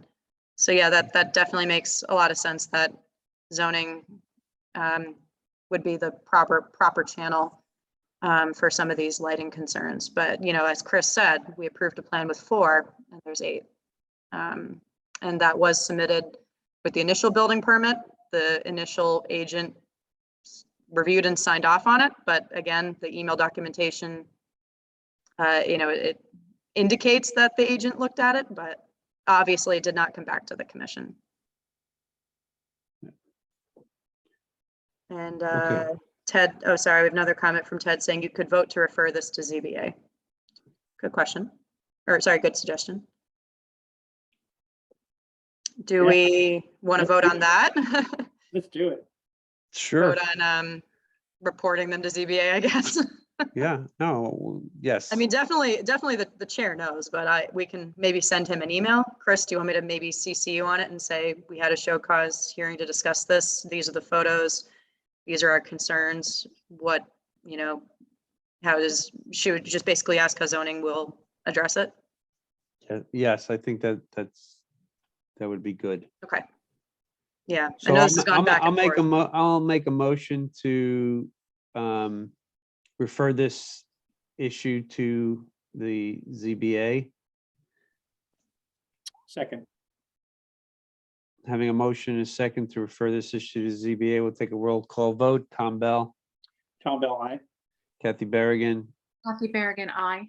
Will Ashton, Will Ashton, aye. Chris McFarland, aye. That vote passes 4-0-0. So with that, I think we will let's do that. In the meantime, Charlotte, let's talk to town council. I would like to send an email to the applicant, letting them know that we're expecting them on the, as either the 5th, let's say the 5th. They didn't say anything about the 19th, right? No, so No. let's say we're expecting on the 5th, and if we don't hear from them, then we're going to consider having a third party prepare the documents for review. Okay. And if there's any question, you know, this all goes back, you know, first it goes back to the cease and desist that got lifted. Before that, it goes back to the original degradation of the buffer, and you know that they can complain all they want, but the truth of the matter is that this has gone on too long and for all the wrong reasons. So. Sorry, looks like another comment from Ted Carr. Oops, I might consider a vote for public record. Thank you. That came before we voted, and now he's saying thank you. So. Oh, sorry. Okay. All right. But right. yeah. Okay, so you and I'll get together and we'll send an email to zoning, and we'll send an email to the applicant. Okay, that works for me. Or a certified letter, whatever we have to do. Okay, Okay. yeah, I was actually about to ask, do you want me to do more of a letter or an email? And then I can either CC you or it can come from you, whatever is more appropriate. Why don't you're not in the office tomorrow, right? No, sorry, Monday. Are you in Monday? Okay, we'll talk about it on Monday. Okay, sounds good. Okay, I was great. gonna set up a call with something else anyway. Okay, great. Okay, Let's move on to construction updates. Thank you. okay, well, Obviously, hearings are over. If there's anyone who has a need to leave, we don't need a quorum any longer. But Can we take a 5-minute break? sure. sure. Good, thanks. All right. Well, you look like you're sitting in front of a blackboard. There's my 3-year-old sleeping in this room right now, so Oh, geez. Okay, luckily she fell asleep, so that's good. that's good. Is she a heavy sleeper? Oh yeah, she'll Oh, sleep yeah. for like 12 hours straight. Oh, I'm so envious. I wake up literally at a pin dropping, so. Me too now. When You can they, blame your Oh, I parents. can imagine. You can blame your parents for that, by the way. oh yeah, Oh, yeah, no background noise. yeah. I have a niece who if you breathe heavily, she wakes up. Oh, man. But my son, I could launch a rocket. He doesn't move. It's a gift. It really is. I mean, maybe not with your alarm going off, but with everything else, yes. Right. I hear my alarm probably 45 minutes before it even goes off. Nice. It's awful. I hate it. That is awful. You're too young for that. Sadly, probably previous jobs, no sleep. You guys going anywhere for the holidays? I think I may have already asked that, but I don't think so. No, Will, you guys doing anything? No, thank goodness. Okay, no drives to Pennsylvania? No, no Okay. more of that. That's good. You got a lot of updates on here, Charlotte. Yes, jam-packed because I don't think I shared updates for the last couple meetings because they went late. We're gonna limit you to 100 words for each. Oh, that's hard. Okay, I'll try. I can talk in half sentences. Oh, I know this is like common knowledge, but I've been told I talk way too fast. That was feedback I also received from special town meeting. They said, you presented well, but you talk way too fast. I said, well, it's a fast elevator speech. Yeah. But you're understandable. I mean, you do speak quickly, but you're clear and you're understandable. So Okay, that's good. That's the most important part. I don't think it's a problem. Okay, I was All gonna right. say, as long as people can understand me. Just whenever you're doing these You just have to pay COCs, attention. pedal to the metal on them, you know, talk Yeah. fast. That's what we just said. All Yeah. right. Okay. Why don't you run us through here? All right, I'll try to limit to 100 words each. I'm going to start backwards actually. Group Rooster Woods Bridge, they're done. They did it over this past weekend. They sent me photos and I'm going to work with the engineer to put together an as-built and close it out for everybody. But looks good. 83 Atlantic Avenue, this is a raise and reconstruct that we had recently approved. So they have torn down the home and they're starting construction in the next couple months. 12 Hobart Lane has also started construction. And 87 124 Elm is old news. That one was the amended site plan, which we already approved. 42 Rest Way has a I'm slightly. sorry, which was 87? Oh, sorry, 87 124. Oh, yeah. Yeah, Okay, sorry. sorry, that was old news. 42 Rust Way, I'm working on a minor revision to the plan. They have a slightly updated footprint that reduces impervious by about 10%, and they've reconfigured the driveway to be about a little bit further away from the 50-foot buffer to the wetland. So I think that's a pretty good change. But Chris, Tom, if you guys have any concerns about that, let me know. 80 North Main Street, that one is another reconstruct right next door to Town Hall. So that one's starting soon. They are going to add, I know we discussed this during the meetings, but they are going to add that temporary construction entrance through their cedar hedge to help with, you know, the shared driveway portion. So they're just kind of, they sent me a markup.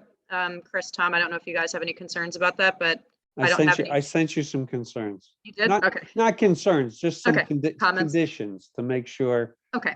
Yeah. Yeah, they're gonna replace the trees, obviously, they're gonna regrade everything, it's just, it'll help with all the people sharing that part of the driveway. And then Hall Street Utility Works, so Tom, this was your 48-hour issue from December 1st. So Tom and I went out the next day and looked at it. Basically what they were doing is, and Tom, I was explaining this and I get it, but now I'm just gonna have trouble explaining it in words. Basically what they were doing is they were using, there was a concern about taking water out of Turkey Hill Run. But what they really did was they just used a little bit for the drilling fluid so that they wouldn't, because they fill up in, I think it was it Rockland, Tom, or was it? Yeah, I think they got their water from Rockland. Yeah, so they had like a truck that they bring over and they just needed a little bit extra. But obviously it looked very, you know, if you didn't know what was going on in the site, it did look kind of concerning because you see something hanging over the guardrail, like into the stream. And so Tom and I didn't have any concerns once it was explained to us. And they're hoping to finish the road work. I think they were going to patch it up like this week. If they, you know, if they could get it all done quickly. I know they were racing fast for the winter. Their deadline is December 17th. Oh, that was right. Sorry, I thought it was the 7th, but no, yeah. So 17th, yeah. So they should be done very soon. Maybe, actually, yeah, 17th is that tomorrow? No, that's Saturday. Saturday. Oh, man. Yeah. So, yeah, when we looked at it, we didn't have any concerns, but it definitely did look bad if you didn't know what was going on.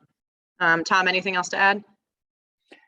No, just we were responding to a property owner there that saw them either taking water out of Turkey Hill Run or discharging to Yeah. Turkey Hill Run. I mean, I knew before we got there that no driller in his right mind would be pouring his waste into a stream. So Might as well just sign yourself up for a lawsuit. and they explained their deadline and the fact that they wanted to work 2 more hours that day and ran out of water. It just didn't seem like a big deal. So need to get that thing wrapped up. It's causing traffic problems on Oh, yeah. 228. So yeah. Okay. Yeah, it's one direction, so they don't, yeah, so it is pretty bad. I had to park, we both parked our cars in front of the title gate and walked up because it was blocked one way. Okay. And then other updates. So I talked about it a little bit already, but special town meeting, our riverfront and vernal pool definitions language was approved. We did have some comments from one person who was just a little confused with our riverfront language. He thought we were expanding the riverfront area to intermittent streams, but that's not what, you know, Tom, thank you for helping me, but that's not obviously what the purpose of our edit was. We just wanted to defer to state regulations in the definition in our bylaw. And just to clarify, we do protect intermittent streams with a 100-foot buffer, but it's not a part of the riverfront area. And so that was approved. I think the next step is it goes to the Attorney General. So I'll keep you guys posted and I'll let you guys know when it's official. And then I will not get into this because I know this is a big topic, but now that special town meeting's over, I would definitely like to be more proactive this time around. This was our first time testing the waters and seemed like that went relatively well. But I think we really do need to look at our bylaws in massive, in great detail, as well as our regulations. So I really want to set up, I just wanted to get 2 questions out of you guys. Do you guys want town council to do a review of stormwater and wetlands? And do we even want to look into possibly hiring a third party, whether it's an engineering company or wetlands professionals? Do we want them to look at our bylaws and regulations? I guess, how far do we want to go is my question to you guys. I think the commission, including yourself, Charlotte. Yep. Should make a first pass. Just, even if all it is highlight what you have concerns about. Yeah. And, Okay. and then, make suggestions, what you think, and then town council should be the one who can actually Yeah. write the verbiage that actually makes them defensible. Okay, I We agree. we might go one more step. I think that's a great start. First of all, we all look at it and see areas that seem ambiguous to us or we don't understand or could be stronger to protect the resource. The other thing to do is maybe to try to track down what other towns have done about the issues that we've identified, right? To see if there are other bylaws that have been written by other towns, and then if we think that they're better and they serve our purposes, then send this for review to town council. Mhm. Because they're already written. I mean, we Yeah. shouldn't be reinventing the wheel here. We should be, No. we should be looking for what the best bylaws that are out there in the state and happily plagiarize them. Yep. Yeah. Yep, no, I agree. There's actually, I obviously haven't started yet because it's going to be extremely time consuming, but there is this amazing stormwater bylaw tool that has basically a way for you to break down your bylaws and see if your language is below average, average, or could be, above average or excellent. So it's I actually attended this webinar back in the winter with last winter, sorry, with planning board, because we wanted to work together on maybe trying to correlate stormwater planning, possibly even zoning. And so it's obviously a massive project, but we did agree that we would all do the tool around the same time and then compare notes. Because I think one of the more important things too, which I know it's outside of our jurisdiction, is just overall town bylaws should definitely obviously not conflict and should probably complement each other. So the land alteration bylaw seems like a good idea, but it's definitely confusing right now. So we obviously have room for improvement in our own bylaws that we can change. And then we'll see if planning, zoning, and whatever kind of, meet us to that standard. But yeah, so obviously we're still waiting on DEP to update the stormwater handbook. So obviously we're going to update that whenever that happens. But at least for now, as we know, with stormwater, there's been some recent issues that we've seen that our bylaws do not clearly define or address. So I will be looking at other towns. Yeah. Just on that, and Tom, this is in no way a directive, but I was in a town recently where their bylaw just added a whole thing on resiliency to it. Now, unfortunately for this particular town, it's so poorly written, you can't figure it out. Mm-hmm. And I'm not just talking about myself. I'm talking about a team of engineers and architects and landscape architects. Everyone's trying to figure it out, and the commission just keeps saying, "You're not meeting our bylaw," and it's like, well, just tell us why. And they can't, because that's how poorly written it is. Oh man. So, but it's an interesting idea that future conditions are being considered by towns. And I know you've already dipped your toe in that water anyway, so I don't know, it might be something worth considering. Well, in that same vein, it's interesting. I was contacted by Samantha Woods, the executive director of the North and South River Watershed Association, and they have some kind of state grant. I'm not entirely clear because I haven't read all the documentation yet, but they somehow have a relationship with Cohasset for, first of all, coming into the schools and teaching the kids about resiliency and watersheds and stuff, but also about some sort of reporting in terms of what we're doing for stormwater management. And I need to get back into that a little bit more. I was asked who should I contact in town. I guess she sent it to Brian first, and he hasn't responded. And so I'll be looking at that, and we'll see how that fits into. That might be something that we would be interested in, because I mean, obviously we are the ones that are in charge of stormwater runoff.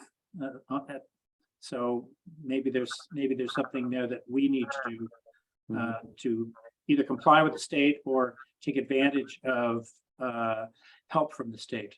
So I'll get back to you about that within probably my next meeting. Great. This is also something that I don't know if it's in our wheelhouse, but something that I've seen a couple webinars on. A lot of towns definitely are talking about it. My hometown actually recently implemented it, is a stormwater utility tax.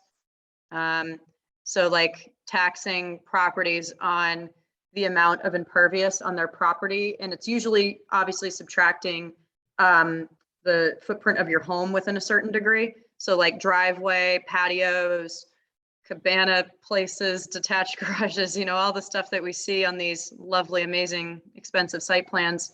Some towns have been implementing, you know, taxing people on the amount of square footage of impervious, and then using that money obviously for like stormwater maintenance, management, and improvement projects. So obviously, you know, I'm not going to be the one to, you know, run it through town manager's office, obviously, but if that does happen to come up in the future, maybe it might be good to look at our bylaws about, I don't know, like, you know, I would argue more towards climate resiliency, but that definitely does play a part with stormwater utility taxes and kind of getting an idea of square footage of impervious in town, what we can do to make it better, how that might play into, you know, stormwater management, watershed impacts, climate change resiliency. It all kind of feeds into the same big picture, but It's already come up. Yep. Jack Buckley is I know, yeah. a strong advocate of this. Oh, and yeah. I've looked at it, maybe not in as much detail as you have, Charlotte. Certainly haven't looked at other towns that have implemented, but it's my understanding that Weymouth and Braintree, or is it Weymouth and Quincy, have a stormwater Milton, utility district. Mm-hmm. And these seem to be gaining traction around the country, actually. And it's an interesting approach to controlling Yep. And funding necessary infrastructure for stormwater runoff. both in Exactly. terms of volumes and contamination. So Mhm. it's definitely something, I think it's a great idea to look at it. And I know there'd be a lot of pushback. There's, Oh, yeah. you know, just adding more to your property tax is not going to make anybody in town real happy. But on the other hand, I think you can make the argument that it saves us money in the long run and reduces Mm-hmm. the chances for problems during a flood event, that we really should be looking at it. It's a little Yeah. scary. You know, we're about to get an in-depth study of the James Brook watershed from Woods Hole Group. And so they're building a flood model. And it's going to be a wake-up call, I think, for a town. It's you know, FEMA is way behind on all of this, and FEMA is very clear.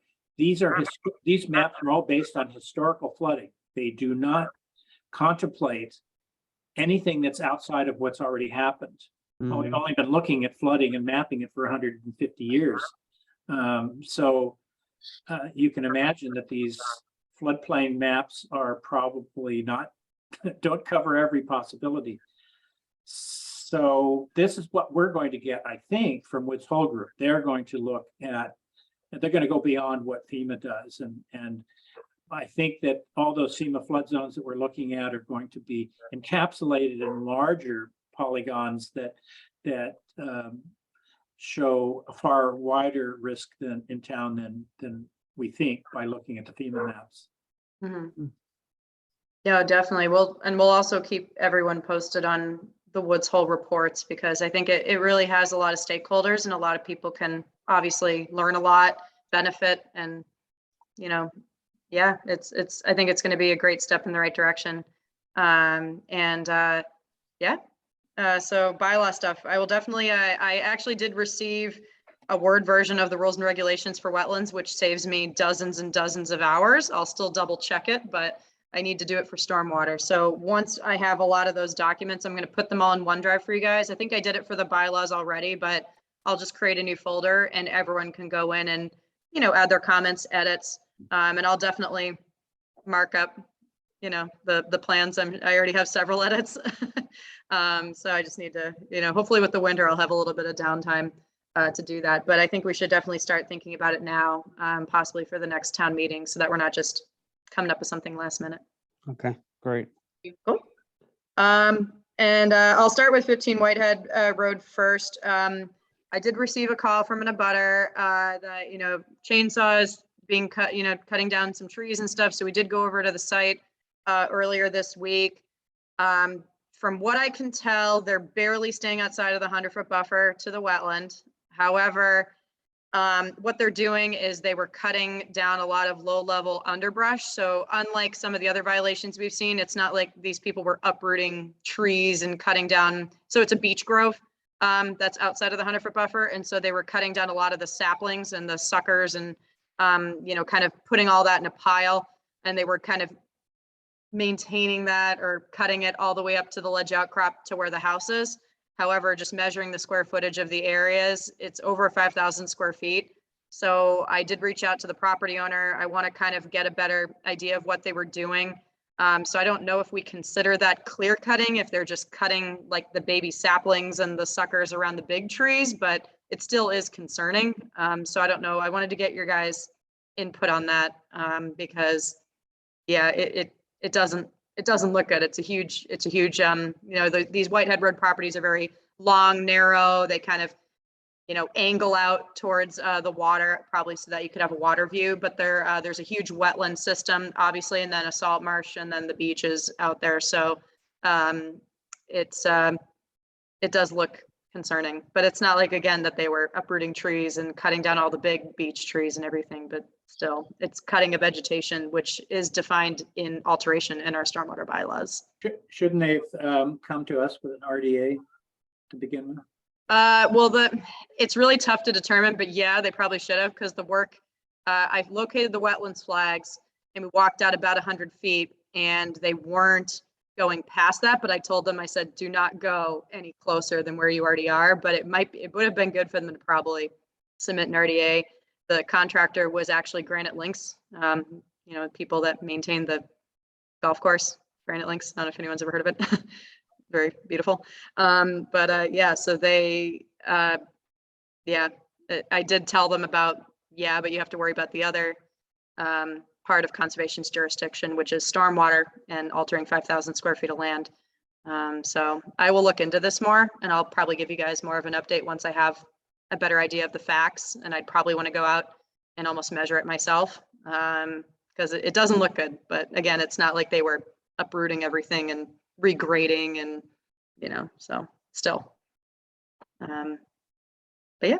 And then the last one, I don't know how much you guys want me to go over it now. I just sent it to you guys via email. So I guess group vote, would you guys prefer to like look at this for next time, or since it's an earlier meeting, do we want to look at it now? I know I probably didn't give you guys much time to obviously look at it in depth, but I did add a bunch of conditions. I combined some that I thought were repetitive, and then I have some suggestions as to whether or not we want to keep them. Just to summarize, I added conditions about the plants need to be native from our lists, because we do say that a lot, but it's not in our boilerplate. So I'd like to emphasize that in the conditions. There is a condition on semi-annual reports being provided in writing for every project. I'll be honest, I don't think anyone's ever done that. So I wanted to kind of tailor this condition to be more for restoration mitigation plantings for providing yearly reports. So I had some suggested language in there. That was about it. I didn't know if we wanted to add the CCA prohibited treated wood. I don't know. It seems to be kind of an outdated thing since that type of wood isn't really available or used as much anymore, but I didn't know if we wanted to re-add it because it was a condition from like, I think 6 or 7 years ago. So those are some of the big changes that I made. And then I changed must to shall, and a lot of those made it sound nice and authoritative. But do you guys want to kind of maybe look at that for next time, or do you Yes, guys just want to please. email me your edits? Yes. Cool. Okay. So yeah, I sent that to everybody. And we can probably use it by the next meeting if you guys are all set with it and you don't have any other questions or concerns. Can you email the rest of the commission and just let them know to please take a look? Yes. It Okay. might be hard. Yeah. It might be hard by next one, but we'll try. Okay. Yeah, I was gonna say it's hard with the holidays, but It's a holiday. yeah, I know. Yeah. I mean, we can do the 19th too. There's really no rush. We It's can just try. depends how quickly you guys want to update it. But yeah. And I was gonna tackle stormwater, but there's a lot of obviously concerns about stormwater that I think just go to the regulations and the bylaws. So before I even touch the permit's pretty general. The only suggestion I would make maybe to the stormwater one, which I can send you guys, is we don't require a pre-construction meeting. It's really just notifying me in writing when construction's gonna start. And I'll be honest, nobody really does that except for a few good contractors that I work with consistently.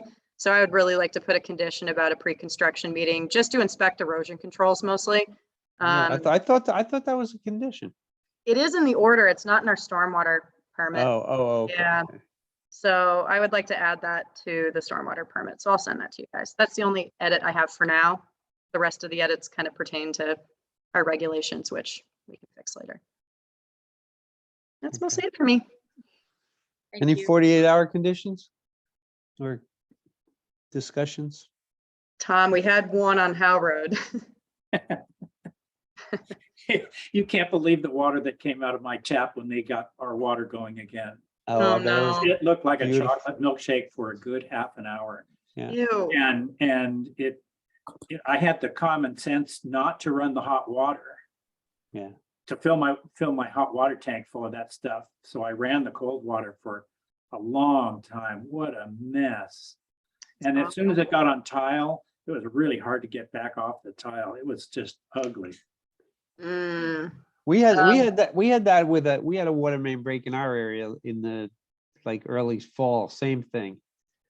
We just There's ran. been a lot of breaks lately. I think I've responded to 4 or 5 calls by now within the last couple months alone.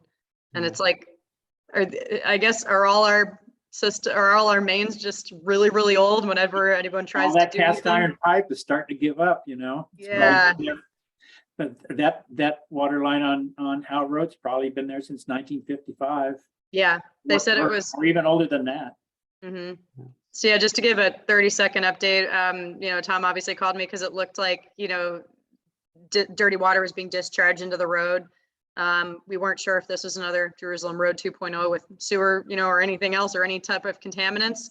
So I went over there. Basically what they're doing is there were 2 things going on. One was there was a contractor who was looking to connect 102 Howe Road to the water utilities into the road. They found out they didn't have a previously existing connection. So they called Weir River Water System to dig up the main and turn off the water. And when Weir River tried to turn off the valve with a T-wrench, it broke and just, water everywhere. Tom, when did you get a report that water came back? Because I was out there at around noon. Oh, the report was to hear one of my toilets howling. Oh. Literally, I thought, what is that? That was about 3 o'clock. Okay. 3:30, something like that. Okay. Yeah. So, there was no sewer this time, so nobody hit a sewer line accidentally. It was really just, it broke and they fixed it. The lines on Howe Road are outside of the 100-foot buffer, and really what was obviously spilling out of the trench was just, the drinking water with obviously siltation, as Tom said, with the chocolate brown color, but yeah, no contamination or anything. So there wasn't a need to issue any sort of emergency in this case, but it was still obviously concerning seeing all the water pouring down Howe Road. It was trickling, Tom, by the time I got there, but I'm sure it looked a lot worse half an hour before. Yeah. I heard it was a very loud construction site for a while. Lots of people there, lots of people yelling at each other. So, yeah, but they fixed it. That's it. Okay. Any other 48-hour issues? No? Nope. Make a motion to adjourn. Second. All in favor? Aye. Aye. Happy holidays, everyone. Yeah. Thanks, guys. Happy holidays. Happy New Another- Year. Another year under our belts. Yep. You guys have one more year of experience. You too. All doing great. Yeah, me too. Yeah, we all do. Thank you, Take care, Cheryl. guys. Have a good Bye. one. Take care. Bye. Bye-bye.